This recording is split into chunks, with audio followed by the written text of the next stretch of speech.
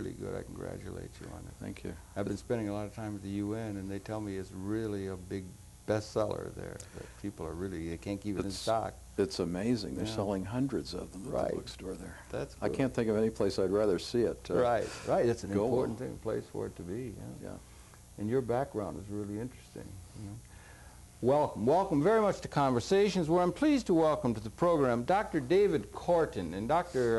Korten is what we want to talk about primarily is the author of an extremely interesting book that's been out a year or so now in the United States and on the world scale. And I want to show it right at the outset to let people know what it looks like. But it's called When Corporations Rule the World.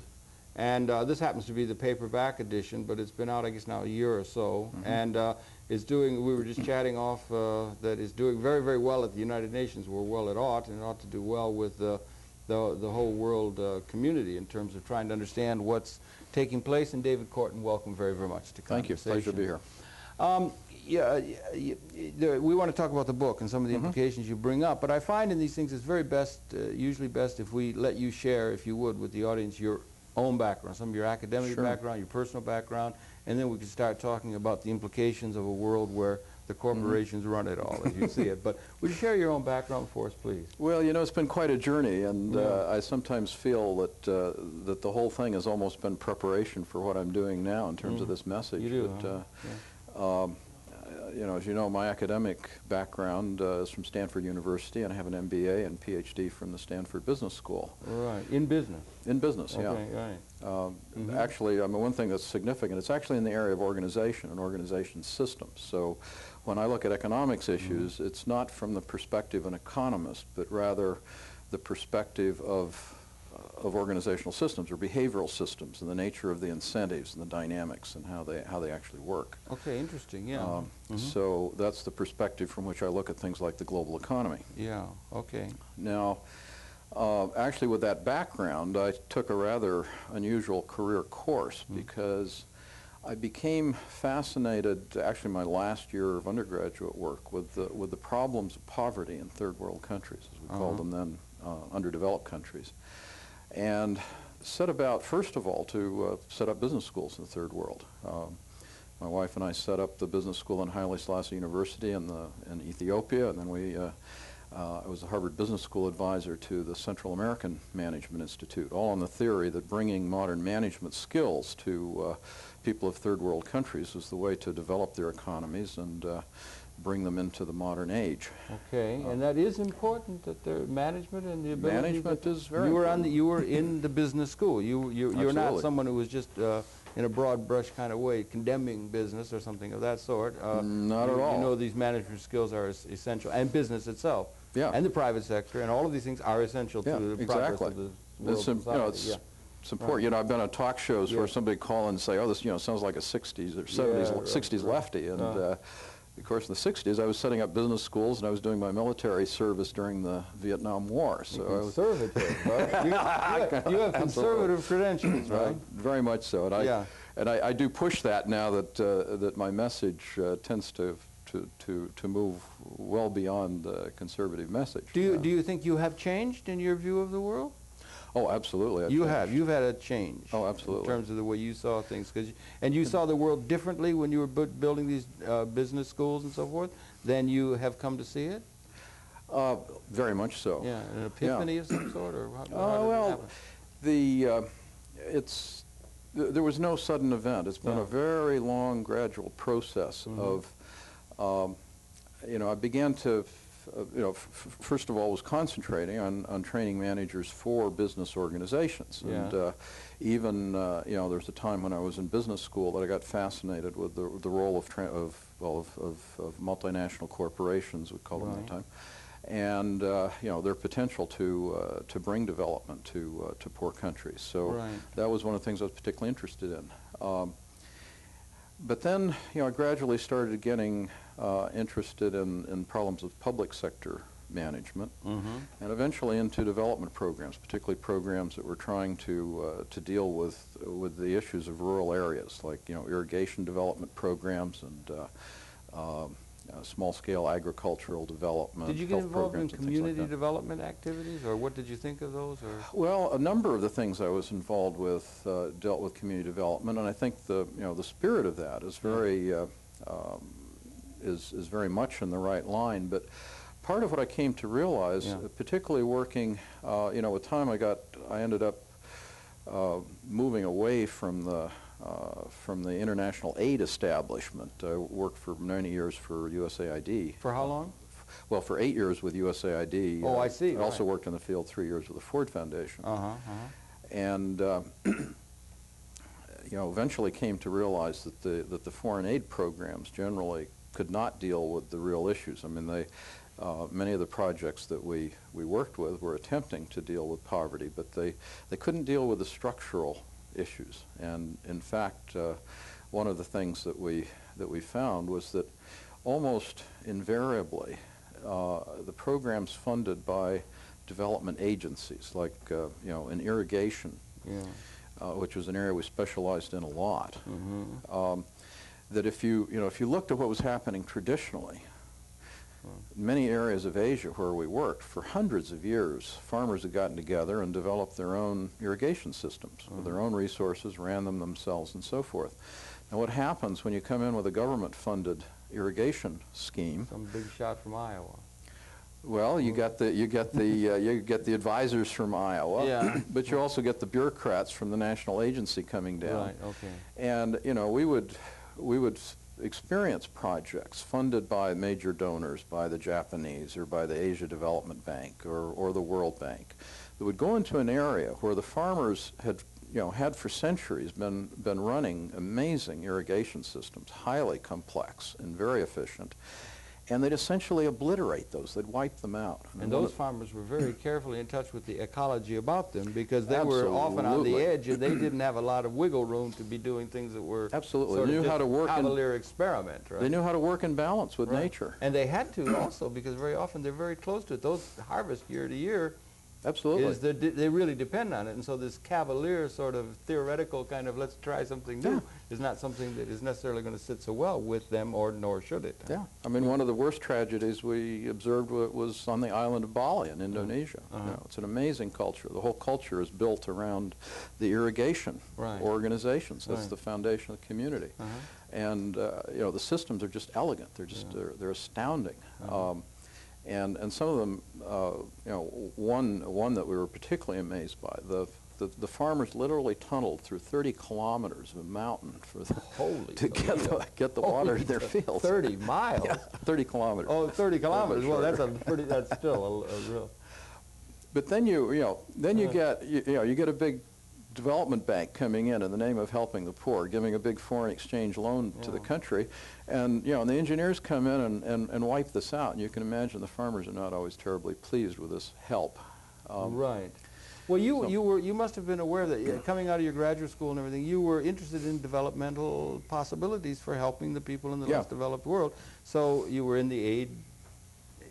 We're in the aid business, bureaucracy, and so you were exactly. So your conscience must have been there, thinking and doing it. Were you doing it in the sense of trying to really help, and were you committed to it, or were you doing it just as a sort of way to see the world and get a good gig and good job, or what was your consciousness? We were deeply committed to it, right, and you and your wife worked together. Yes, and she worked.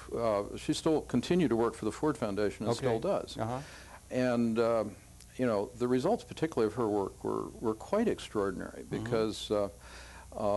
We developed programs that she was managing with Ford Foundation funds that could actually take a situation with an irrigation agency that's engaged in this kind of atrocity and begin to turn the policies around so that it in fact would work in support of the small irrigator groups. And provide them technical support and funding by which to not to obliterate their systems and replace them with a bureaucratically managed and engineered system, but rather to incrementally upgrade their own facilities. You were thinking of that when you were in the aid agency yourself, or were you building? Well, that was before. We got into this in the Philippines with the Ford Foundation before I moved over to AID. Okay.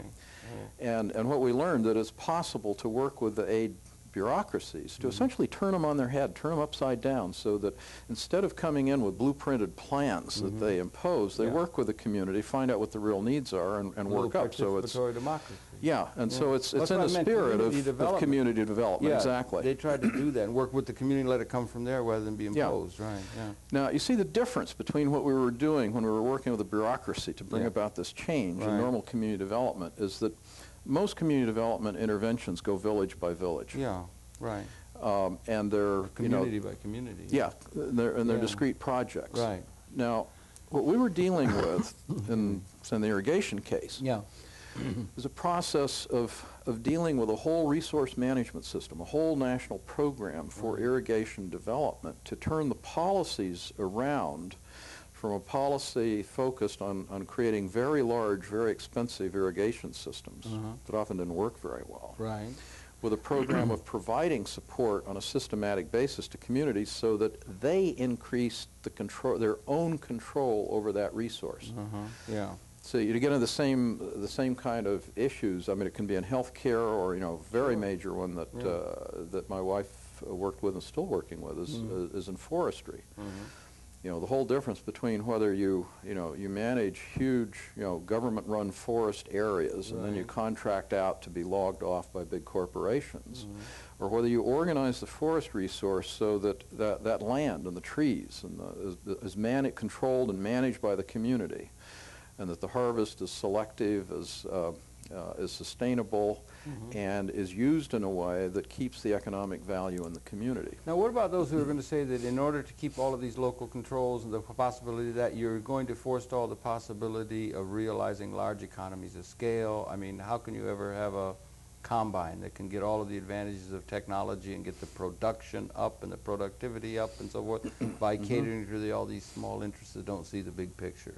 What do you say to those people? Okay.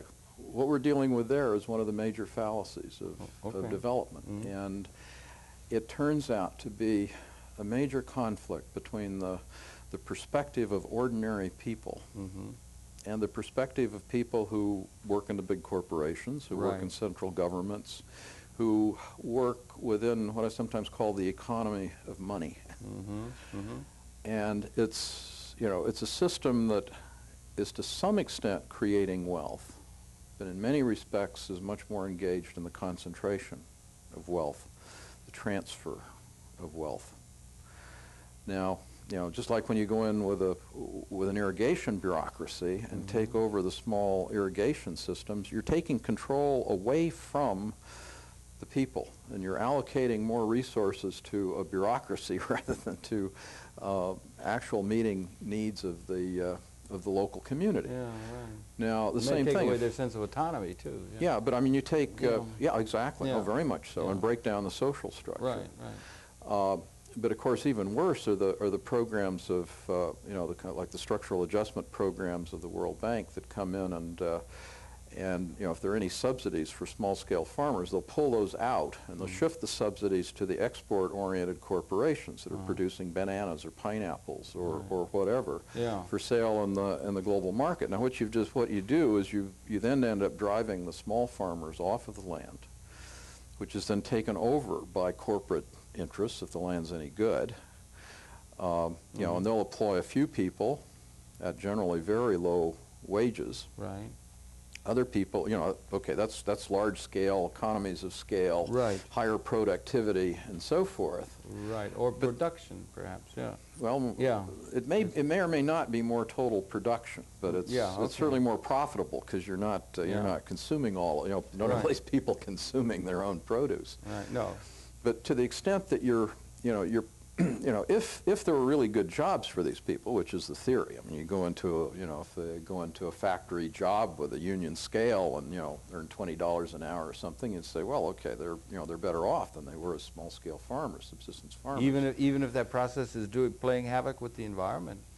Well, that's another issue. But the fact is that most of those people who are pushed off of their farms, it's the same kind of phenomenon that we see in Mexico right now. As NAFTA is increasingly pushing subsidized U.S. grain into Mexico, driving the farmers off. So what they're pushed into the maquiladoras. They're not getting union scale wages. They're getting $1, $1.50 a day, or whatever it is. Right. Is it that low? Yeah, is it? Yeah. Okay. Yeah. Well, don't quote me on no, the okay. specific, Right. but I I mean that's the kind of scale that we're working with, Yeah. and my understanding is the wages have in fact been falling in Mexico with NAFTA.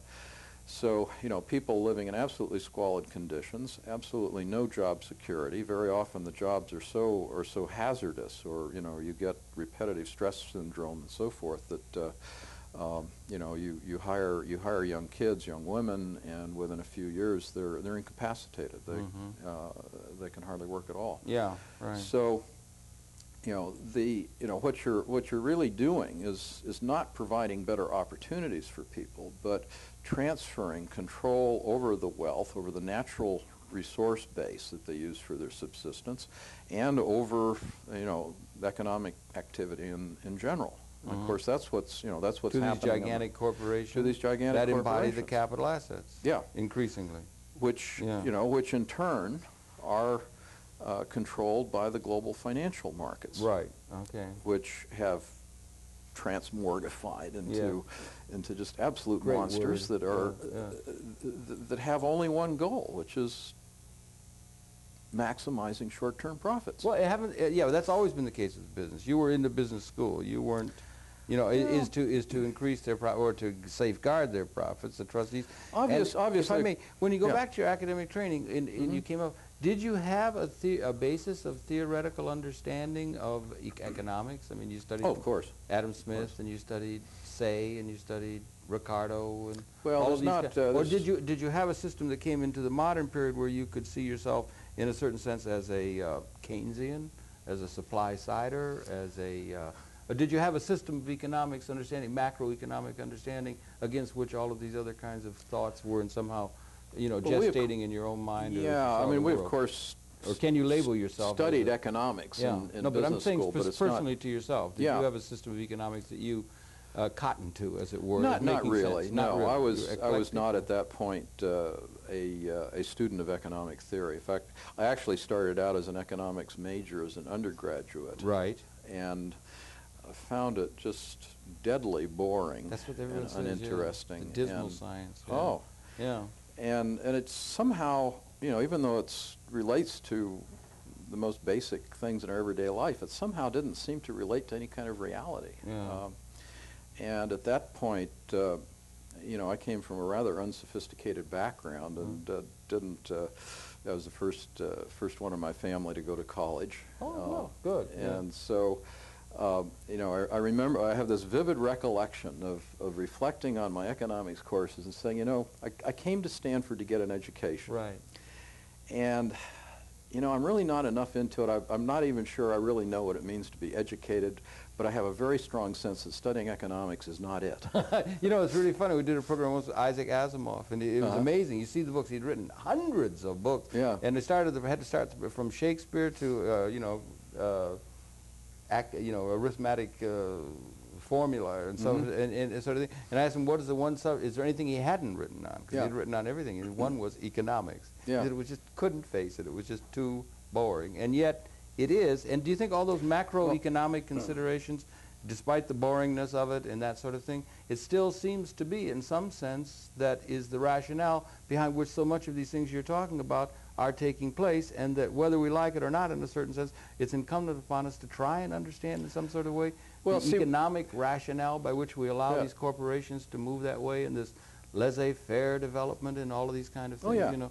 And you know, in a way, my my book is it's about economics. Sure, but it's not from the perspective of classical, well, not classical, but neoclassical, the contemporary economics. And you know, one reason economics is so boring, I mean, is that it doesn't relate to reality. I mean, the economics as it's taught. I mean, you know, the further I get into it, the more I come to the conclusion that what's taught as economics in our universities is much more an ideological indoctrination. It has including Marx and well, yeah. I mean, we don't teach we don't teach much Marx. No, but it was taught to much of the world consciousness for a long period of time. It was, but see, that's a more well, I can't stand to read Marx. It's so turgid. But although many people say my own analysis is no, it in many reads very respects no. It reads like a novel. I'm saying. Well, no, but I mean, much of it's a Marxist kind of analysis, but it certainly doesn't read like Marx. But, no. But you're both concerned with the plight of the less advantaged people in our world society, and that comes through very nicely, exactly, very well. And it's this involvement with institutions and how institutions allocate power that's essential to understanding our world and understanding the global economy. And that's an area that most contemporary economists don't really deal with. In fact, one of the things that was so striking to me is in writing the book, it actually pushed me to go back and read some of the classical economists, and I went back and spent some time with Adam Smith's Wealth of Nations. Right. And it's extraordinary. His Wealth of Nations is an extraordinary book. He was a moral philosopher to start with. He was. But he also, I think he was one of the first real social science systems thinkers. He was trying to understand systems of relationships and institutions and the dynamic of them. Right. In a way that it seems to me that most economists can't do now, which is part of the weakness of the field. Yeah. Now, the really striking thing that I got into was realizing that the whole foundation of market economics, as it grows out of Marx, is based on a number of assumptions. Most particularly, as it grows out of Marx, or it grows out of Adam Smith. Adam Smith. Adam Smith. Is that the units of production are small and local. They were in his time, yeah. But that's also his ideal. Yeah.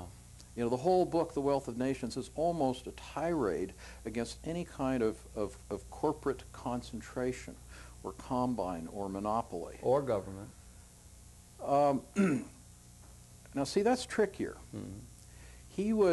His concern about government was not that it did interfere with the lives of ordinary people, but that it existed mainly to protect the monopoly powers of state corporations or state-related corporations. I mean, that's where most of his criticisms. You go through the index and check back on any of his criticisms of government.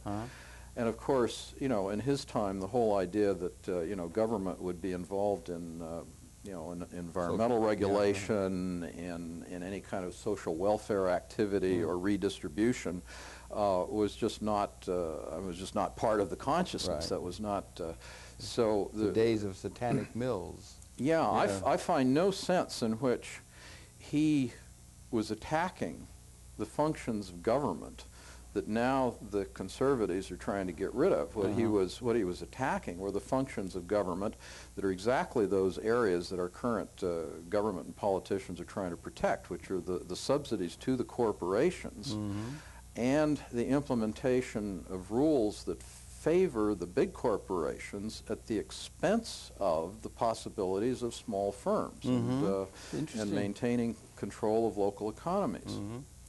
So I think if Adam Smith were alive, he'd be where would he be? He'd probably be much closer to be a Schumacher. Schumacher. I mean, I'm not Schumacher. I didn't say Schumpeter is another one that's come along.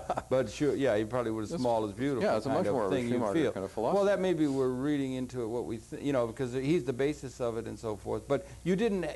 Do you count yourself then in terms of economics? You're a Schumacher kind of person, or very much aligned with Schumacher. Right. But I'd also say aligned with Adam Smith in many ways. In fact, sometimes I make the case that I'm an advocate of the market economy. You are an advocate of market economy, okay? Yeah, and our current problem is specifically that we don't have a market economy. We don't have free entry to capital asset ownership, that's for sure. Yeah, I mean, it's not the problem of excessive government control, but the problem is that what we have is a corporate managed economy, centrally planned corporate economy. Yeah, and you say Paul Hawkins says the only reason you have big government is because you have big corporations. They have to respond to it. Exactly. Yeah, I mean, that's an amazing insight. Yeah. If you have big corporations and you have big government to restrain their excesses and to clean up their messes.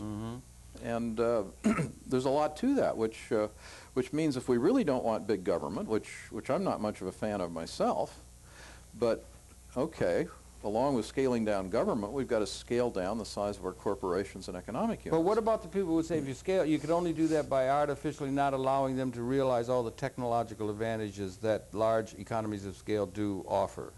Possibly. And we should do that in the name of not allow the efficiencies for increased production that those economies of scale offer in the name of some other values or something, or?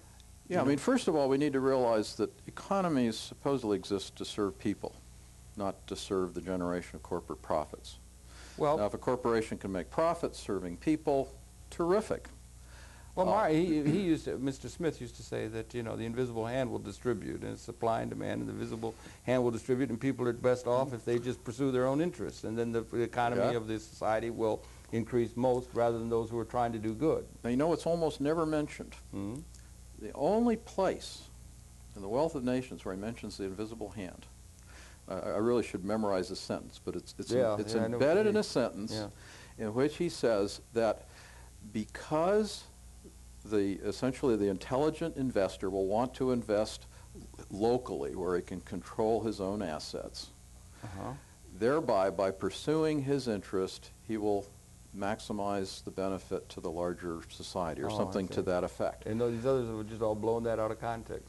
Yeah, I mean, the critical thing there is the assumption that it's local investment, and that, of course, is critical to trade theory. The whole idea that trade is mutually beneficial, an absolutely essential assumption of that theory is that capital is rooted locally, that it cannot move outside the boundaries of the economy. It's sure not the case these days. No, I mean, now what we've got is these massive movements. $1 trillion a day of speculative capital in the currency market. Some people say it's up to $104 trillion. Really? Yeah, and that's only the money that is unrelated to any real transactions in real goods and services. 104 trillion? What? 104 trillion. Over what period of time? Every day. How can that be? I mean, there isn't that much money in the world, is there? Well, what it involves, I mean, a lot of it is, is very fast trading back and forth. I mean, it's not investment. It's speculating on currency transactions. Right, right. And I think a major chunk of that movement is of course also in what's known as arbitrage.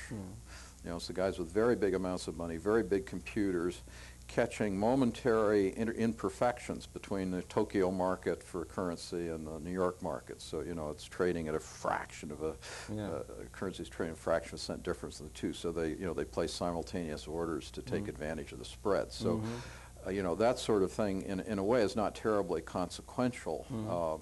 Except that it's just a tax on the system. So far as I can see it, provides no useful service. Doesn't produce any product or anything. Right. No, but it's there in the system, and it's there. The traders say it maintains the liquidity of the system, but I think at the scale at which it's being done, that's nonsense. It's pure extraction. Has this something developed, this world where the corporations are so important in this finance, international finance? Is this something that's new, evolving? Has it not been evolving in that way? Have not the corporations always been powerful, major arbiters of what goes on in the national economy and the national society? Or has it changed in some qualitative new way, in your view? And if so, when did the change occur, and what led to it, and what occurred it, and what brought it about? Yeah, I think it's been a very, very long trend, and I make no pretense of being a historian, but it's an area I'd love to study more because it is really fascinating when you get into it. And Rockefeller, when he was the robber barons, it's got a history of this kind of thing. Which, well, we had this period after the Civil War,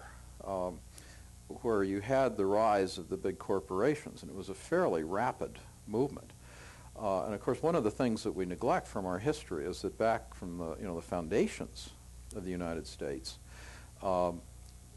there was very little corporate activity, and it was very, very strictly regulated. A lot's changed very, very recently. I've got a colleague that noted that even as recently as the 1950s in Wisconsin, it was a felony for a corporation to make a political contribution. Really? Yeah, that's quaint. That? Isn't that a quaint thing? Yeah. But also a darn good idea. Yeah, right. Yeah, they may be getting around to that campaign reform. I don't know, but go ahead. Yeah. Well, I think it's absolutely one of the things that we've got to, if we want to restore democracy, we have to do that. Right. Yeah. But I mean, another one of the anomalies, of course, is the current idea that comes purely out of Supreme Court decisions that the corporations have constitutional rights. As a personality. Of persons, yeah. And of course, if you read the Constitution, there's no mention of the corporation. The original Constitution, we would have to presume that the Founding Fathers didn't necessarily even expect they were going to exist. Did you think then that the Supreme Court was wrong in that decision? Or that's absolutely wrong. And that it ought to be revisited or something? Absolutely. Okay. Absolutely. Right. I think it's just flat out dead wrong. That would change a great deal if it were, right? I mean, if we're talking about human rights, we're talking about rights of human beings, of living persons. Corporations are artificial entities. But they're given this personal nature in terms of the law and the understanding and the protections of that, right? And that, basically, so far as I can see, I mean, that reflects the degree of corruption of our legal system. You think it was a corruption of the Supreme Court that led to that? Yeah. You do? Okay. Interesting. You think? Okay.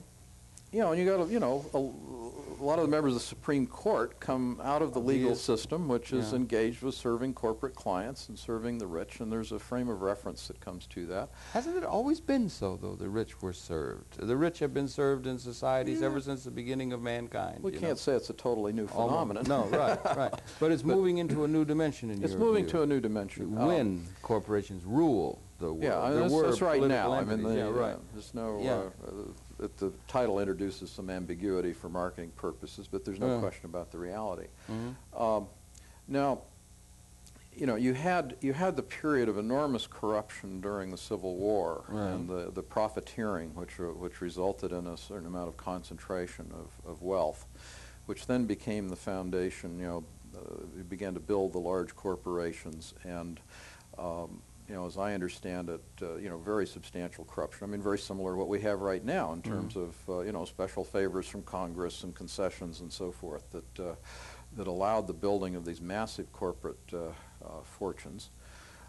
Then, as you got toward the turn of the century, the thing, enough people, including within the system, became concerned that the thing was becoming unstable with, such levels of inequality and so forth that.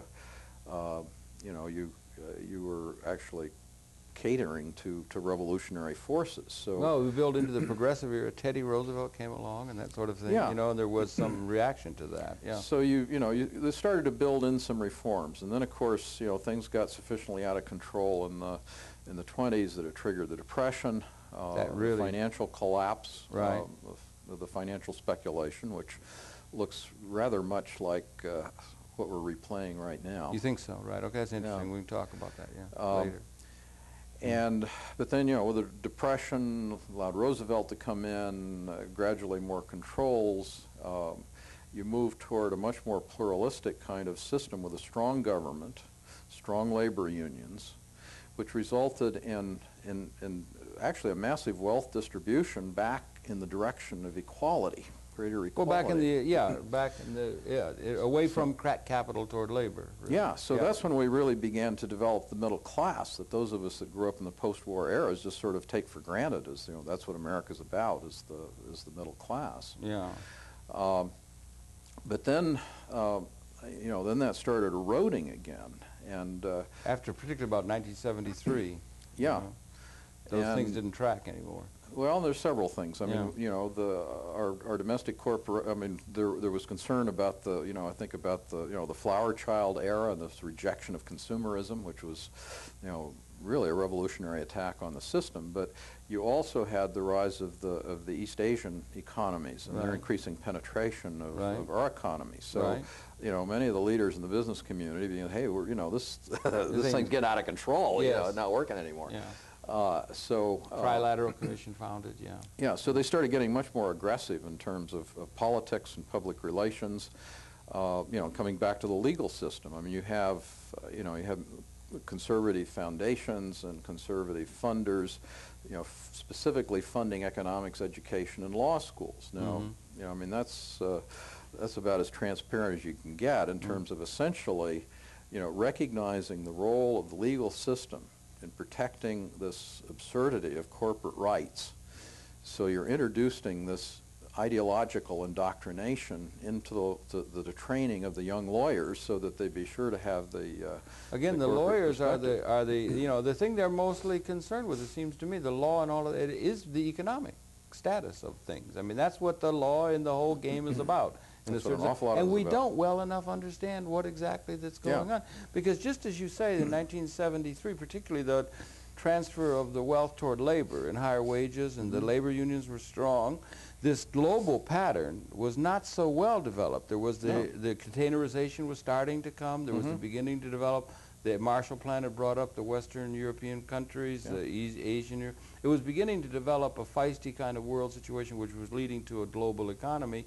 But there was that. But at the same time, there was coming along a technological revolution that was making more and more the technological instruments responsible for actual production vis-a-vis labor. Yeah.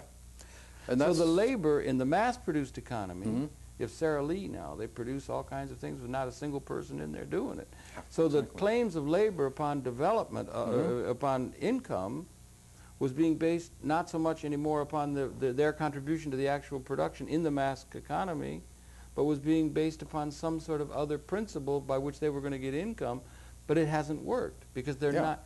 Do you understand what I'm saying? Absolutely. Yeah. I mean, and the ownership of the capital instruments, so that robots or whatever, is held by a minuscule number of people, and their concentration of the ownership of that wealth in a national and a world scale grows every time we with each passing day. See, I mean, you want to talk about productivity earlier. Now, you know, that's... Well, I actually would like to talk about productivity in one hand, or productiveness in another, which is a new idea that the binary economists are beginning to talk about, that the productivity analysis is not going to work in terms of reading justice. It's the actual production, but that they want to spread ownership of technological instruments, capital instruments, as a way of distributing income. Rather than only labor. Does that make any sense to you or not? No, it's absolutely essential. You do think so? Yeah. See, I mean, on a number of grounds. One obviously is equity grounds, because, you know, what the system is doing now is using a combination of the more productive technologies, which means you need fewer people to produce the same thing. Or more. You can produce more. You can produce more with the same number of people. The technology is becoming overwhelmingly successful. But you know, what that means is you're marginalizing more people. Now, if we had a sane society, if a properly organized society, say, you know, increasing productivity is great. You know, it's fabulous if we don't have to work so much to produce the same output or to meet our needs. But of course, that only plays out if, in fact, the benefits of productivity increases are equitably shared. Yeah, productivity, if I may, I don't mean to make a stickling point, but productivity is usually where you take the whole production of the economy and then divide it by the labor input to it. Yeah. And it has a bias toward favoring labor. And those who are concerned with the mass of the people and their good, you know, the fortune of the mass of the people in the society have tended, the Democrats, the labor unions, the people that were progressives, have tended to emphasize the importance of labor as a value by which they then in return get income because they're contributing to production. Yeah, but but now it's the technology that's doing it, and they don't contribute to production. Labor does not contribute to production in the mass economy in the way that they have, and so all of the power of the capital is in the hands of the few people who own that which is producing the wealth, which are these mass-produced systems. It's not quite the way I'd put it, but it's I wouldn't argue with the analysis. But the larger phenomenon is one of those who control capital shedding the need for labor on the one side, the technology because increasing technology. And of course this is combined with the phenomenon of the open economic borders and reduction of tariffs, so that they can also shift what production facilities they do maintain to another country that has very low wages and low environmental standards. Sure, and they can open up and they can open up emerging markets if they're undercutting the market potential. Mr. Ruther and Mr. Ford used to have those talks about the workers had to get $5 a day in order to buy the automobiles. You needed to complete supply and demand. It had to create its own supply. I mean, supply had to create its own demand, as Say said that. But I mean, it hasn't. But they could go to emerging markets over there and try to develop emerging markets and bypass some of the political fallout. Well, it's not happen when you start just developing the worker at home. the emerging markets. is producing in the emerging markets Right. or contracting out to firms that pay slave wages, Well, okay, and then yeah. importing the goods back into the United States. That also, yeah, but it does go, yeah, right. I mean, But that's a very powerful dynamic, of course. I mean, and the combination of the technology and that fear, even if it's not realized, Absolutely, of moving absolutely. the plant abroad, to be pushing wages down. Yeah, and just breaking the labor union Yeah, movement. Yeah, and which is all part of a transfer of Power. of real wealth, power and Okay. wealth to those who own capital. yes. Now, see, the other element of this, in terms of distributed local ownership, is, you know, understanding the real dynamic of this system. Now, yes, as you said earlier, the idea that corporations make a profit is nothing new. Right. But part of the question is, what is an adequate profit? What's a fair profit? Right. Well, if you have competition, they should be able to compete with one another adequately in order to let that be realized. Well, you know, if you go back to my younger days, you Yes. may remember, you know, back in the days when younger days. yeah, when AT&T paid a regular 7% dividend, Yeah. and you know, we thought that was a pretty good return. It was pretty steady, and Yeah, you know, right. widows and orphans put their money in that. Yeah.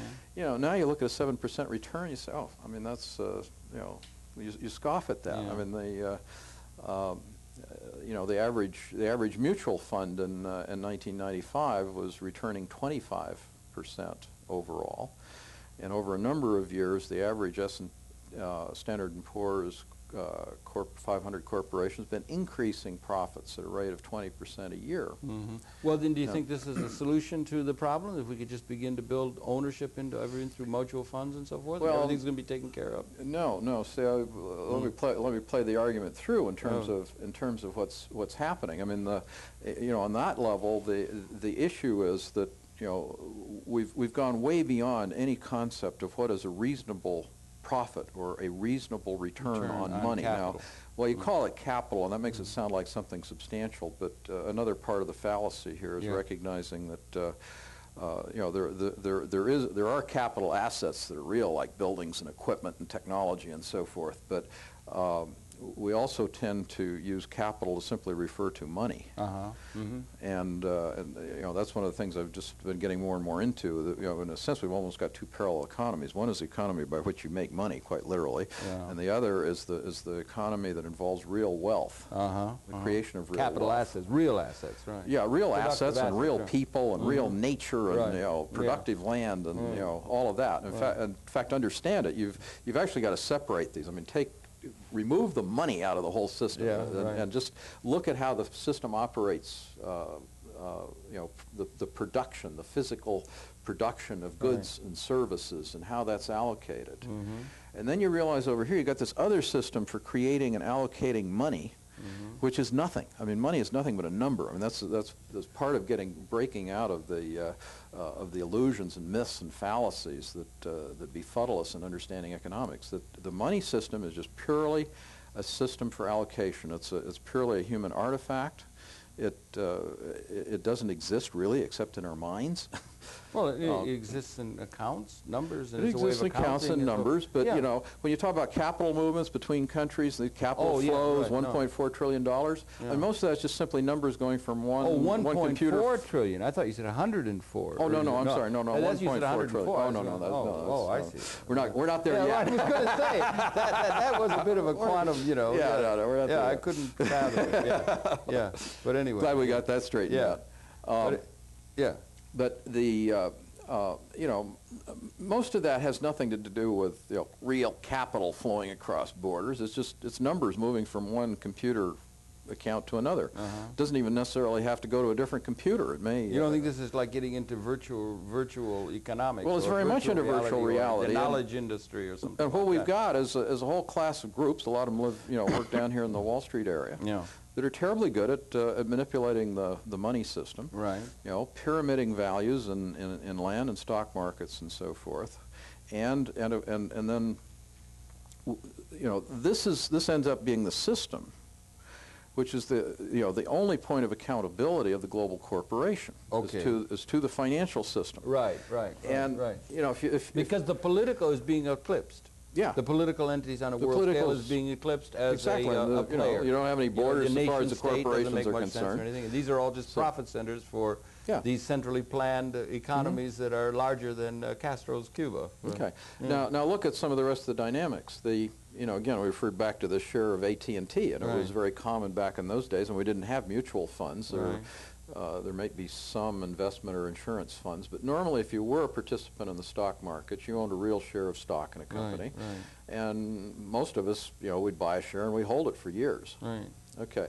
Now it's much more common, if we have an interest in the stock market, which of course only a rather small percentage of the population does, but we're more likely to have it in mutual funds or in some kind of a retirement trust or something of that sort, which is managed by a professional money manager. Okay, so these professional money managers are essentially competing with each other for returns. If you're buying a mutual fund and you look at your fund, you say, gee, my fund only got 5% last year. All these other funds were getting 20, 25, 30. Sure. The good ones getting 50%. Sure, you're going to take notice, of course. Yeah. So, well, I'm a sucker in here. I'm not going to stay with this. I mean, you have no idea what companies are actually owned here or there, but you just look at the returns. So, that's the pressure the mutual fund managers are on, because their bosses know if their fund is down. I mean, if you're a mutual fund manager and you're not making more or less the average of the mutual funds, your job's on the line. So, okay, they're speculating on short-term price movements, and increasingly they get very very aggressive in how they deal with the corporate CEOs. I mean, like you want a better return. Right? Yeah, like the CEO of Eastman Kodak got fired a couple of years ago because what was it? He'd only laid off something like 5% of his workforce, and they thought he should be laying off 10% to cut those costs. But if I may, despite the, okay, go ahead. I'm sorry. If you made the, is that you want to? What it is this pressure translates onto the corporate managers to produce very short-term results. Well, hasn't that always been there? That's always been a lament that they don't look out. We don't have patient capital. We don't have 25, 50-year windows. It used to be a whole lot more patient than it is now. That's the Things point. are moving too fast now. Things are moving too fast. Technology is moving fast. Everything's moving fast. We're moving into a fast lane. Things are going fast. That's part of the reality people. But also, also more and more of our assets and our markets and our lives are controlled by these very, very large corporate conglomerates. Oh yeah, there's no question of that, and the financial institutions. Okay, now look at the difference. If you're, I grew up in a small town, and my background is actually a small business family. Okay. We had a retail music and appliance store. Right. Okay. Now, whatever you might say about the family and so forth, we were rooted in that community. Yeah. We lived in that community. Right. My dad belonged to the Kiwanis Club and the whole thing, Chamber of Commerce and all that kind of stuff. Right. It's great. Yeah. So, I mean, some families have got some advantages and they got a little more power and so forth, but still, you live there. And you're planning to stay there, and his assumption was that he was running that business to turn over to his kids. Yeah. So, that's a long-term perspective. And, and he cared about the health of the community. Now you've got a system in which more and more of the wealth and the ownership is not in any way attached to any place or any community. Again, you got money in a mutual fund, you have no idea what companies it's in, you don't know what countries it's invested in, all you know is that rate of return. The manager of that fund, he's out there, now we've got this integrated financial, computerized system. Yeah. He's sitting behind a computer terminal. He can buy and sell in virtually any financial market in the world instantaneously. And so, watching the financial services, watching the prices going up, and trading anywhere in the world. And that seems to be the direction in which things are going. Yeah, and again, increasingly, he doesn't even care. He doesn't care either what companies he's investing in or what they do. No, because it's a source of income to him. Yeah, it's purely the estimate of is the price of this corporation likely to go up more in the next few days than the price of this corporation? Yeah, yeah, right. Well, that's like. Trading, So that the income, the capital has ownership has a distributive capability of income. You can distribute income according to ownership, or you can distribute income according to labor. That's a very strange concept of ownership, because that fund manager doesn't really own it. Well, it doesn't. Well, okay. So the person who's really making the decisions is not the owner. I mean, the real owner, maybe you or me, we're only making the decision of what fund we put it into. Right. And then that becomes available for capital. I mean, so that what is done with it doesn't matter. It's just a source of income. Yeah. And the capital can be a source of income. We sometimes neglect that. We've used the term, in business, they've used the term unearned income, as though the only income that really is earned is that which you have a job and you work and you do something. Labor, we've had this, our Employment Act of 1946 is the basic grounding policy statement for the American institution, and we're committed to the idea that people are going to get income by working at what we call a job. Well, I think it's not a bad idea. And we've set it up and we've rigged, if that's the right term, rigged the system so that despite mutual fund development and that sort of thing, it's pretty well limited to the upper.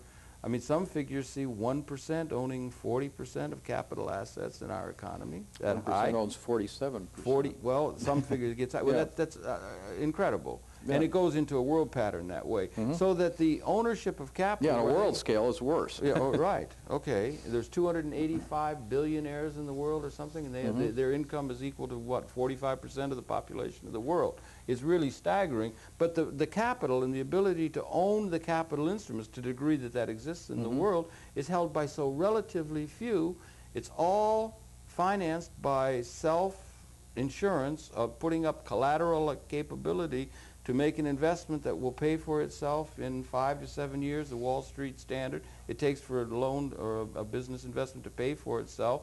And the capital accumulation keeps going more and more. Yeah, but see, most of this has nothing to do with real investment. It doesn't, well, all right, it doesn't have anything to do with real investment, but it has the fact that the vast majority of the population of our nation and the world does not have any means to be able to gain, having no collateral, having no background, having very little to live beyond their immediate needs and so forth, of gaining an ownership of capital instruments that are increasingly responsible in a ratio with labor to production.